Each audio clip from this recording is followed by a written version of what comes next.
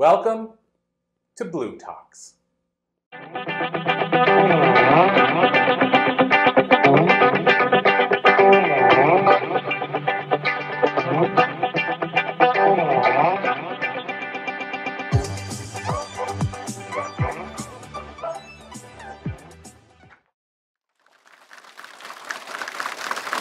So welcome, everyone.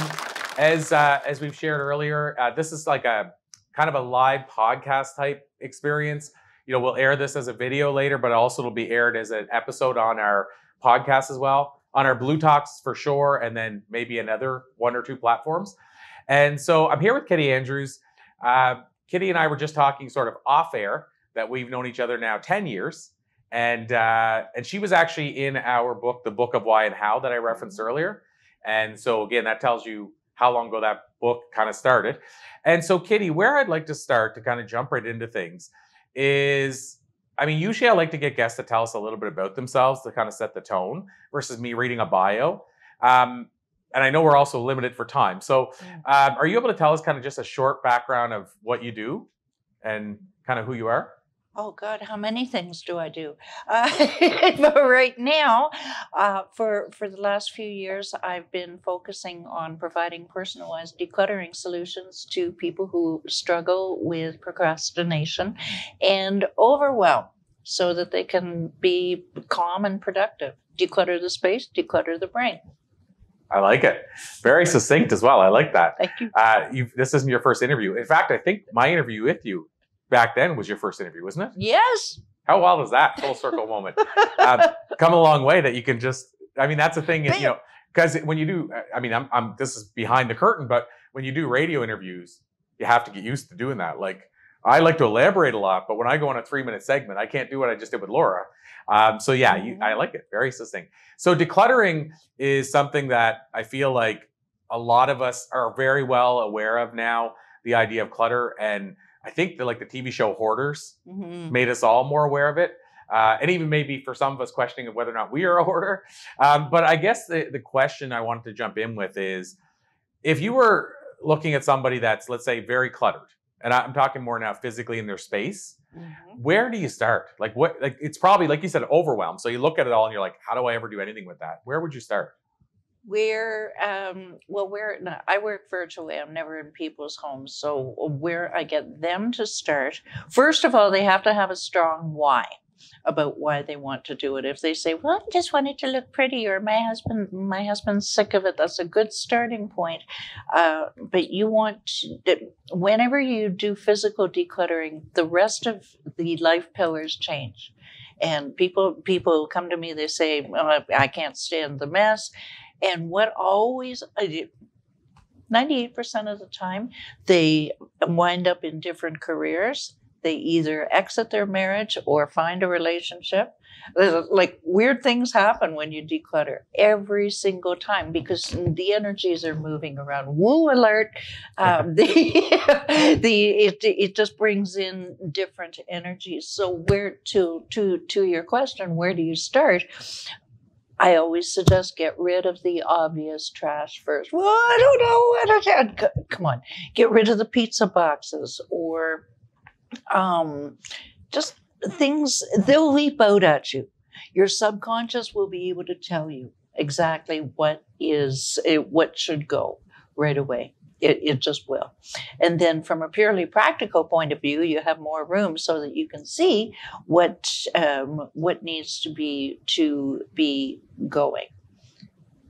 And now I'm curious, like when we watch the shows, like I'm going to go into the extreme, but when you watch a show like Hoarders, people have made an attachment to a lot of things. Like I've watched ones where they're really resistant, like cleaning out this area because they're attached to maybe not having changed, but also some of those items. Yes. And so is there another benefit or reason if somebody's in an extreme situation for removing the pizza boxes, because they're probably not as attached to the pizza box, let's say, as removing because you probably have to build up to is what I'm trying to say, right? Build up to the things that it's hard to move around or maybe even get rid of if that's needed. I'm going to speak at 2 points on this very quickly. Hoarding is actually a psychiatric disorder in the DSM-5 that is, in fact, I recently did a video series on the difference between collector, clutterer, and hoarder.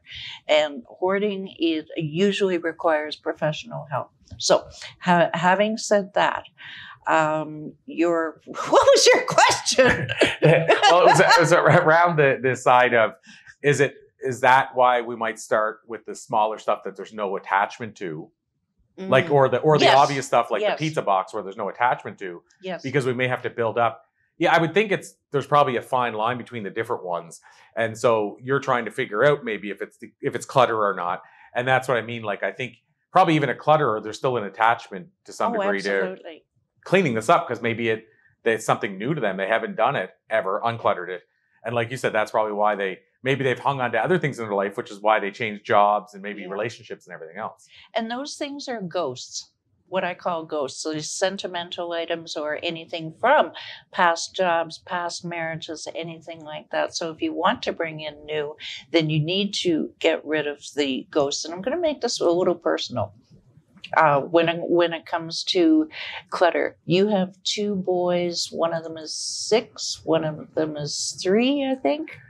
Yes, until a few weeks. So they are still now. In a few weeks, they switch 7 and 4, but they're 6 and 3. Now, at some point, let's go down about 3-4 years down the road, and you and Shelley are going to say, okay, we've saved enough of Sebastian's drawings. Where do you start? That's sentimental. Mm-hmm. When you put that stuff on the fridge, you're going to even imagine how you felt, how proud you were, yada yada. How do you make those decisions? And it just is, sometimes you have to get the family involved and say, look, which one do you like better? Which should I keep? We can't keep all of it. Either ask the family for help, or here, want to hear my best litmus test? Yeah. And this actually came from a client, is pretend that you're moving across country. Now, true story, my client moved from Washington State to Minnesota, and with a trailer. She was moving by herself, and she had a lot of stuff, like a full house and a storage unit. And that's what she just said was, not only do I want to, do I want to pack this in the trailer, but do I want to unpack it at the other end in a smaller place? Is it that important, Jimmy? And I tell you what, that carried me through my last move last year, and a lot of stuff got gone. Yeah, we've just done some purging, and we're still continuing to right now.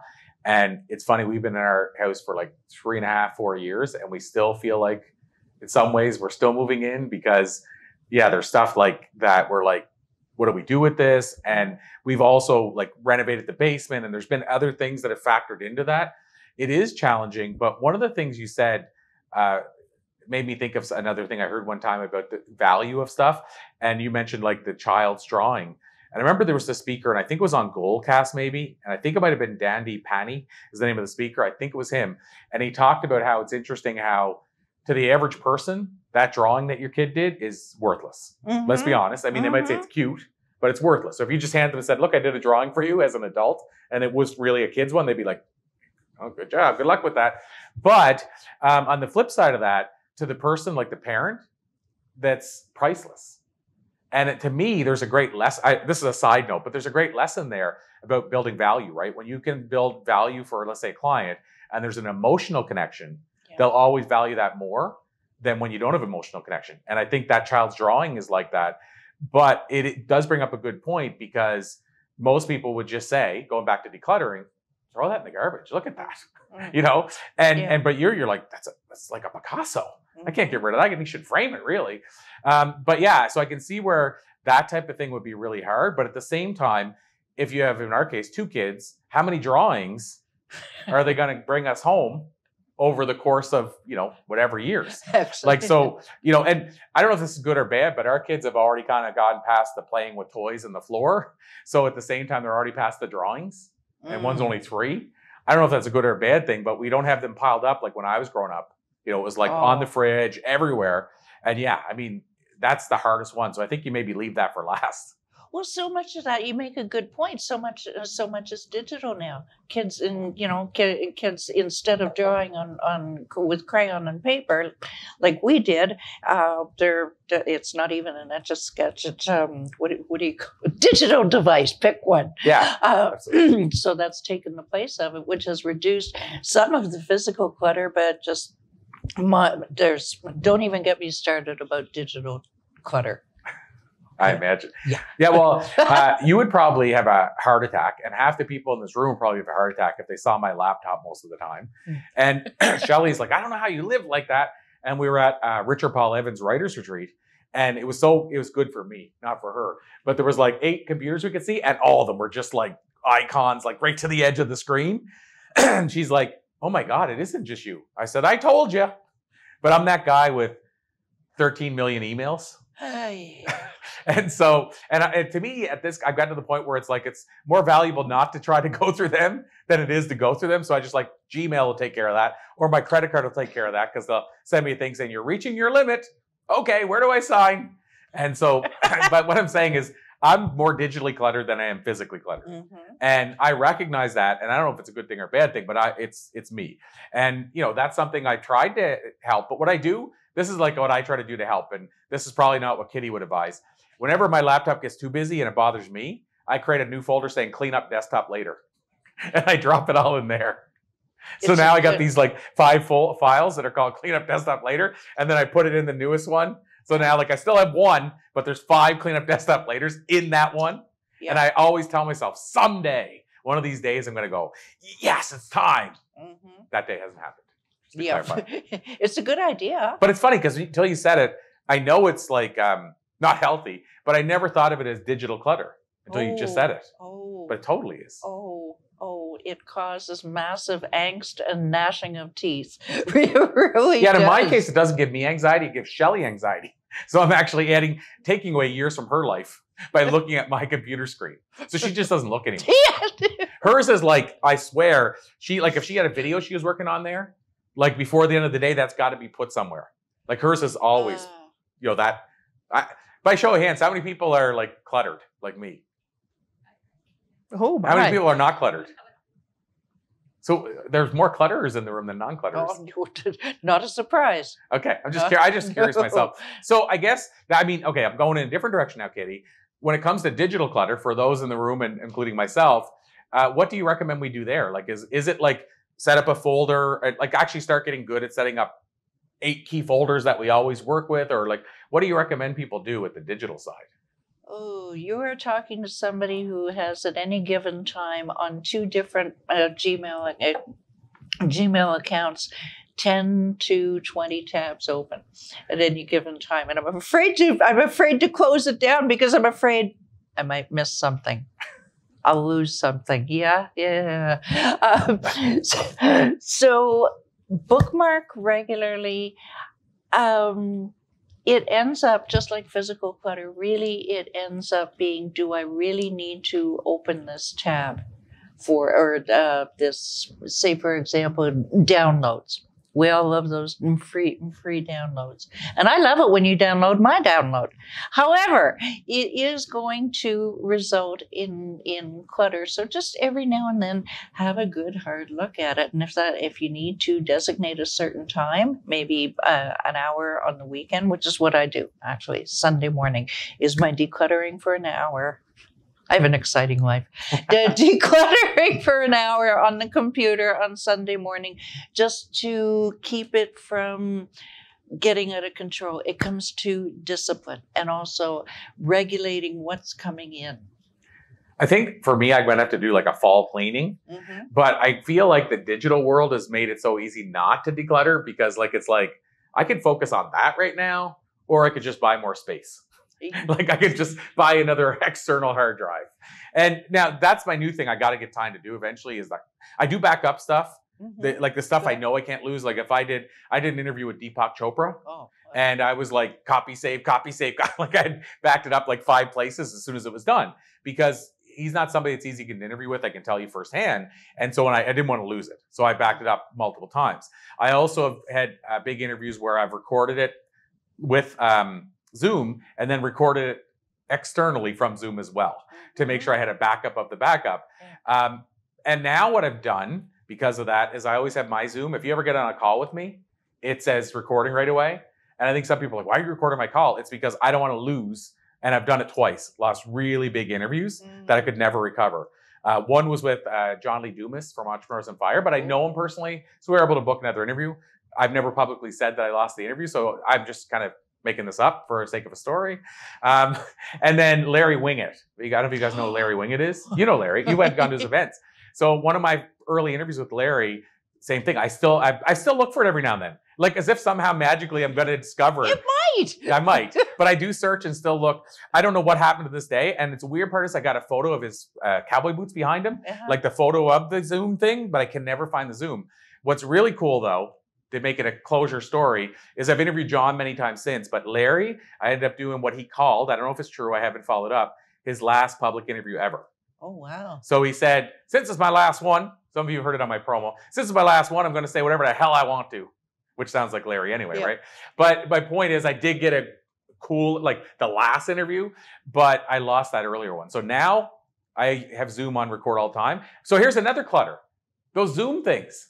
I record the Zoom thing and then I go, I'll get back to that later. I'll have to delete that later. So now I don't know. I don't know how many Zooms I have either. And I'm not making this about me, but just like I realize now how cluttered my life is for digitally. It can completely take over. I was looking for it, and the Zoom files, they pile up until you go back looking. 2021? Good. Okay, I will get to deleting that because last week my computer was so full that I couldn't even download one of my, I do daily videos, and I couldn't download that, 40 megabytes. It was that full. So that Confessions of a Declutterer. That's a good name for a book, by the way. Yeah. I just got to timestamp that. That's a good name for a book. There is a book coming out, as a matter of fact. Okay, I like that. My first personal book, anyway. So it's all encompassing. It's all pervasive. Just be mindful of it and say, do I really need this? And what can I get rid of now? Because even doing things in just small amounts, even if you take 10 minutes and declutter some of those emails or unsubscribe or whatever, small things, just like Darren Hardy's compound effect, right? You have the biggest success with small steps repeated regularly. I want to give somebody a resource, and I don't even know if he still does it. And by the way, there's a side note about what you talked about videos and stuff. The new challenge now is we're creating so much more in the way of video, and the size is so big. That's a whole other conversation of how do you create a daily video or 3 daily videos without filling up everything. And another thing, I'll throw it out there in case somebody wants to help me with this, but is how to get a big video you recorded on your iPhone from your iPhone to your computer without having to wait an hour. Anyway, that's a separate conversation. Heidi might know how to do that. But because I have 3 of them, I got to get off of it right now. But having said that, Darren Hardy, how many people here have heard of Darren Hardy? He used to be the publisher of Success Magazine. And Darren Hardy had this, I can't remember what it's called, but it was like a 12-month something. Anyway, he put out this thing. So it was based on his compound effect, which is a great book, highly recommend it. And the idea of compound effect is if you do many small things over time, it'll become many big things. And so like he talks in the book about how if you take 2 people and one starts eating unhealthy, only like an extra whatever a day, and one eats really healthy, an extra a day, like how in a year, how far they'll be apart from each other, even though they only did one small thing. But the other thing he put out was a yearly, like he did it was a New Year's resolution thing. And it's amazing. What it is it's a page that you write on if you want to do yoga 5 times a week, then you basically have 7 days and you tick off when you did it. And at the end, you figure out the percentage of how much you hit and give yourself rewards. Anyway, it's like 12, it's a weekly something, or I don't know if you remember what I'm talking about, but it's like he has this thing about what to do, your year in review or whatever. But that one sheet changed the game for me, and it just made me realize I need to get back to it. Yeah, just monitoring it. Just like your clutter or anything else, just be slightly mindful of it and keep at it. Because especially if you happen to be ADHD and your brain just kind of has all kinds of different little projects on the go, and so you start this enthusiastically and then you forget to check off that yoga box or whatever. Just keep remembering. I don't know anything about what I just talked about, by the way. Right. No. I totally get it. Start new project? No. What Confessions of a Declutterer? I feel like that's a best-selling book. So that I also see that being a Netflix show too. So I just want to put that out there. Plant the seed, and maybe they'll reach out if they catch wind. So parting words of advice, Kitti, what would you, I mean, we focus mostly on decluttering. So what would you share with people? I always say it this way: if you were in a room with everybody here and you had 10 minutes and you could only share one thing you've learned over the years, what would you share with people? No matter what kind of clutter you have, whether it's physical, or in your relationships, in your health, your habits, your brain, it didn't accumulate overnight. It took years to accumulate, and it's not going to go away overnight. So cut yourself some slack and do it one thing at a time. And how can we learn more? Go to declutterthebrain.com or go to YouTube, Declutter the Brain, or just visit me on social, Kitti Andrews. Amazing. Kitti Andrews, absolutely a pleasure. Thank you guys so much. Till next time.